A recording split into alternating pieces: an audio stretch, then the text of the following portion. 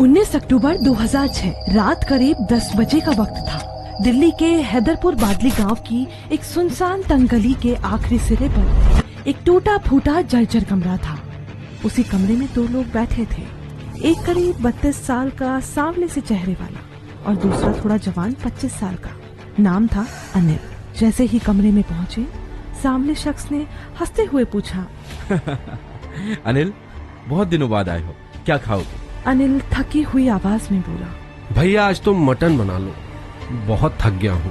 वो बोला, चलो साथ में मटन बनाते हैं। रात के 12 बज चुके थे। दोनों ने शराब पी, फिर मटन खाने लगे। हंसी मजाक चल रहा था, सब कुछ नॉर्मल लग रहा था। लेकिन अचानक वो सांवला आदमी बोला, तुम बैठो, मैं अभी आता हूँ। तुम्हें सजा भी तो देनी है। सजा?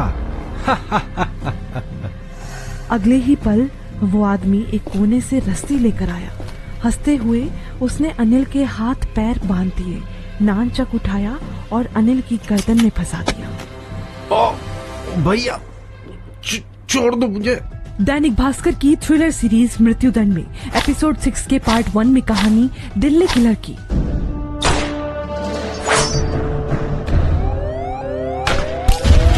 अनिल तड़पने लगा, उसकी आंखें लाल पड़ गई थी, जीभ बाहर निकल आई। कुछ ही मिनटों में अनिल की गर्दन टूट गई और उसका छटपटाना बंद हो गया। पसीने से तरबतर कातिल ने माथा पोंछा, दीवार पर टंगे झोले से एक चमचमाता चाकू निकाला और फिर अनिल की लाश को पैरों से पकड़कर नाली के पास घसीटते हुए ले गया। उसके कपड़े फाड़ दिए। कातिल ने अपनी शर्ट की बाहें चढ़ाई, बैठा और अनिल का सिर अपनी गोद में रखा।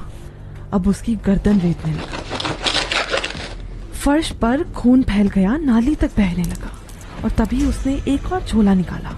इस बार एक गड़ासे नुमा औजार था। उसने एक के बाद एक 3, 4, 5, 6 वार किए और सिर धड़ से अलग हो गया।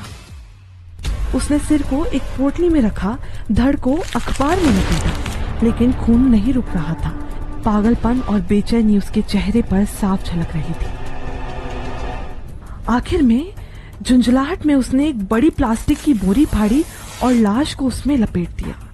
जब खून रिसना बंद हो गया तो उसने लाश के पैरों को छाती की तरफ मोड़कर बांध दिया और दूसरी बोरी में एक लाश को ठूसकर एक बांस के टोकरे में रख दिया। अब उसने आराम से बैठकर गहरी सांस ली, फिर खून साफ किया, चाकू और गडासा भी। अब एक कॉपी खोली, एक पन्ने पर कुछ लिखा, फिर उस पन्ने को फाड़ा